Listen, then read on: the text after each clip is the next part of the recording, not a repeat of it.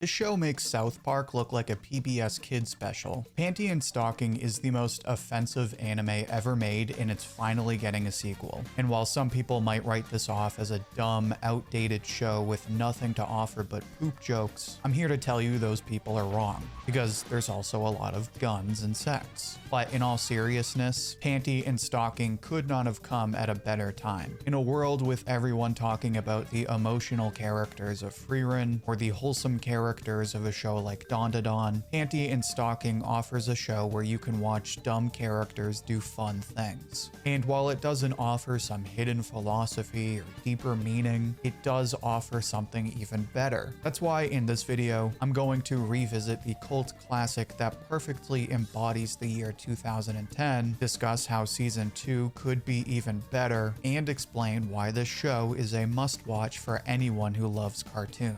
Just be warned that there will be some minor spoilers. Now first off, let's talk about what this show is even about. Because you know Panty and Stocking is supposed to be this obscene show. But odds are, if you haven't seen it before, then you have no idea what the actual story is. The story of Panty and Stocking goes something like this. Panty and Stocking are two angels that were too profane for heaven and were kicked out. Panty is a scandalous blonde who prides herself on her body count, and Stocking is a goth girl with a wicked sweet tooth. They have to work for the priest named Garterbelt and defeat ghosts in the city between heaven and hell known as Da-10 City. And with each heaven coin they earn from beating ghosts, they get one step closer to earning their place back in heaven. That's the story in a nutshell, but it's also important to know why this show was created and what it's supposed to emulate. Back in the 2000s when Gainax was still around, the team got together and decided they wanted to make something like all of the raunchy cartoons like South Park and Drawn Together. To do that, they went ahead and made an anime that was just as obscene and offensive as any of those shows. But in addition to the adult humor, Gainax also emulates Western cartoons in a lot of other ways. There's 13 episodes in the first season, and almost all of those episodes are split up in 2 parts, much like the cartoons on Cartoon Network and Nickelodeon.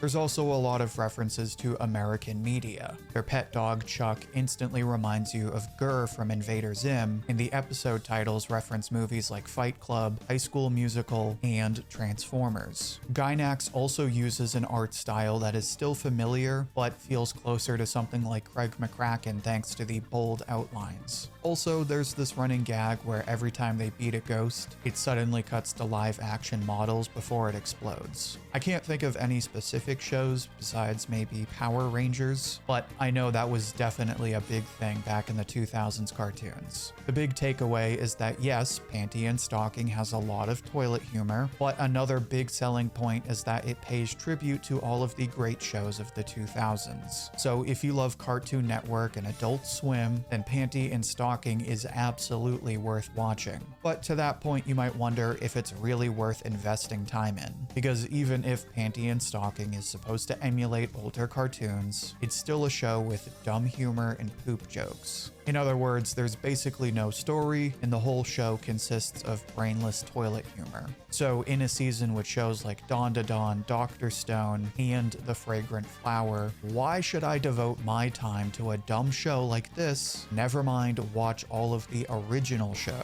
And the answer to that is very simple. None of those shows let you shut your brain off. But real quick, before I say anything else, make sure to check out my next live stream. I review new manga chapters every Sunday, Monday, and Thursday. But like I was saying, Panty and Stocking might be dumb, but it is a show you don't have to think about. I am being completely serious when I say that watching TV is hard. If you want to watch one show at a time, that's fine. But especially when you're trying to watch a bunch of shows at once, it can be hard to make time. And even when you sit down to watch them, it's this never-ending battle of wanting to watch a show, but being too tired to think about what's going on in the episode. Panty and Stocking does not have that problem, so so you can watch it whenever you want and still get the full value. Unlike a show like Dawn to Dawn that is full of ball jokes but also has plenty of layers, Panty and Stocking isn't trying to be deep. Any hidden meaning in the show is hiding behind dozens of very obvious innuendos. There is a broader narrative, but it doesn't come until later, and it's not so deep that you won't get what's going on if you miss a few things. The show is simple enough that you have the option to give it your full attention and enjoy the animation and all the references, or watch it 5 minutes before you pass out. Now, to the point of dumb toilet humor, this does have its pros and cons. In terms of how well Panty and Stocking pulls this off, I'd say it's somewhere between South Park and Ren and Stimpy. South Park was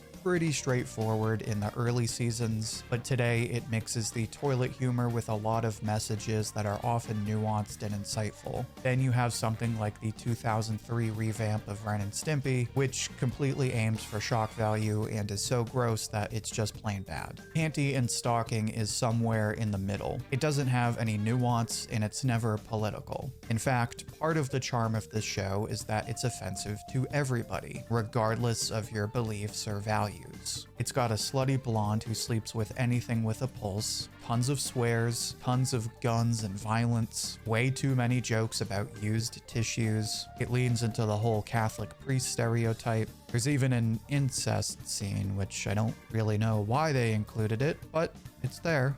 On that note, it's easy to assume Panty and Stocking is purely made for shock value. Personally, it can get a bit over the top. So while it's much better than something like Ren and Stimpy and is much closer to something like the early episodes of South Park, the show probably isn't for you if you don't like this kind of humor. But that's if you don't like it. If you do, then Panty and Stocking is the perfect show. It does rely a bit on shock value, but the way it goes about it is a lot more fun, and it makes it so that the show is just pure fun. There's one episode where Stocking gains a ton of weight and then goes on a crazy diet. It does a bit of fat shaming, but it's done in a way that's surprisingly inoffensive and actually shows you that you shouldn't hyper-focus on your figure. There's one episode where Panty and Stocking meet their demon counterparts Scanty and Knee Socks, which kinda reminded me of Dexter and Mandark or the Powerpuff Girls and the Rowdy Rough Boys. There's even an episode where the duos face off at the beach. And of course, we all know that every great anime has at least one beach episode. But it's not all about poop jokes and sex scenes. This is still Gainax we're talking about, the same studio that made Gurren Lagann and would lead to Studio Trigger making shows like Kill la Kill. Funny enough, you can kind of see the Panty and Stocking influence in Kill la Kill. I watched Kill la Kill years before Panty and Stocking, but watching Panty and Stocking now, I couldn't help but think it felt a lot like all of the funny moments in Kill la Kill. I mean, Kill la Kill literally has a pie trap scene, which is about as classic cartoon as you can get. Plus, Panty and Stocking has all of the gorgeous animation that you would expect of these studios. Every time the girls transform, it suddenly cuts to like super anime mode. Plus, there's even an episode with a music video where the team makes all of these cool references to different bands and musical eras. Despite its Western influences, the show is very Gainax/Trigger coded, so anyone who loves these studios needs to watch this show. Another thing worth mentioning is that you watch the show for the characters, not the story, which is a big theme for a lot of Trigger shows. As much as I love Kill la Kill, I can barely remember the plot, but I love the characters. This is even more true for Panty and Stocking. They're not my favorite characters necessarily, but they are cool and it's fun to watch them swear and beat up demons with underwear weapons. So because I love these characters so much, I can't wait to watch them in season 2. And if you watch the original show, you'll definitely want to see these characters in the new episodes. But that does bring up an interesting problem, namely how season 2 will compare to season 1 after more than a decade. And here's what I mean. Say you watch season 1 and you love it, but now you might be thinking, okay, season 1 is cool and all, but it was good for its time. Season 2 is coming 14 years later and things have changed, so will it be any good? And that is an important question. By now, we should already have the first episode out, but as I'm recording this video, there's still a week or two before the first episode, and a lot of time has passed since the first season. Panty and Stocking originally came out in 2010. This was when South Park was in season 15. Drawn Together was already a few years old. YouTube was in its machinima era with videos like Sanity Not Included, and hundreds of MW2 videos that included every swear and slur you can possibly imagine. Panty and Stocking came at the perfect time because it was the peak of edgy, dark humor.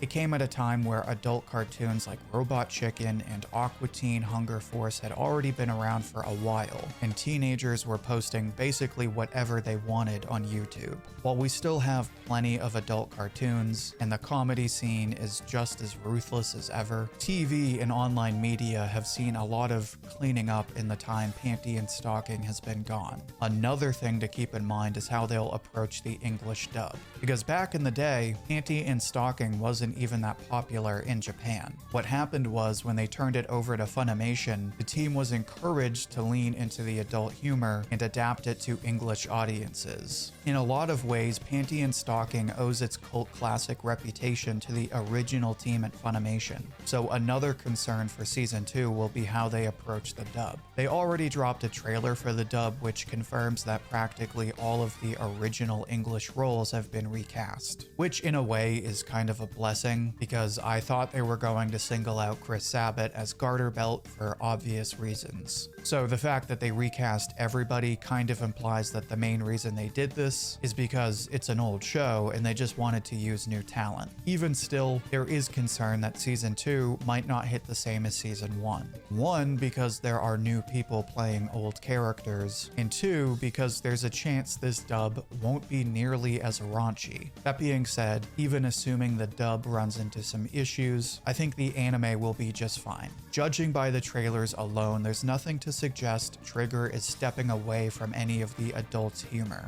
Especially with a show like Kill la Kill, Trigger has never been a studio to shy away from making a good show just because it might be a bit offensive. Plus, Japan is not Hollywood, and there's a ton of anime that in some ways are worse than Panty and Stocking. Keep your hands off my woman, understand me? So I'm not too worried about them toning things down in season 2. The only other concern I have is that the show is apparently exclusive to Amazon Prime. It's kind of random because Trigger has almost exclusively been making shows for Netflix for years now, so I'm not sure what prompted them to do this. And unfortunately, Amazon doesn't have the best record when it comes to anime exclusives. But that's more an issue of trendiness. Panty and Stocking is an old show, so I'm sure a lot of people will agree when I say I don't care whether Panty and Stocking is the #1 most watched show this season. There's plenty of reason to believe season 2 will be even better than the original. The original show was made by Gainax right before they went down the toilet. Now it's being handled by Trigger after they've made a ton of great shows like Kill la Kill, Cyberpunk Edgerunners, and Dungeon Meshi. Trigger has kind of been in their bag lately, so I'm expecting the story and animation to be even better than before. Plus, there's a bunch of new stuff to look forward to after season 1. There was a weird plot twist with Stocking that should play into season 2. Now, Scanty and Knee Socks look like they're actually part of the main crew. And there's 2 new male characters that will obviously add another layer to the usual formula. Again, I'm making this 2 weeks before season 2, so I could be dooming the show, but based on how good season 1 is, and based on how much Trigger has accomplished in the last decade, season 2 is probably going to be insanely fun to watch. And that is why I cannot recommend it enough. If you love Trigger, if you love the classic era of Nickelodeon and Cartoon Network, and you love adult cartoons like Harvey Birdman, Mike Tyson Mysteries, and Smiling Friends, where you can just shut off your brain and enjoy a fun show with quality animation, then do yourself a favor and start watching Panty and Stocking. but maybe I'm wrong. How would you rate Panty and Stocking? What are you looking forward to in season 2? Share your thoughts and see what everyone else has to say down in the comments. I'll pick my favorite and share it as comment of the week on my community tab. And make sure to become a channel member. You'll get badges and emojis to use in our live streams. You can pick which series I cover next, and you can even get credited in future videos. Also check out my other reviews, which you can find in the playlist linked right here. Until then, thank you for watching, and I hope to hear from you soon.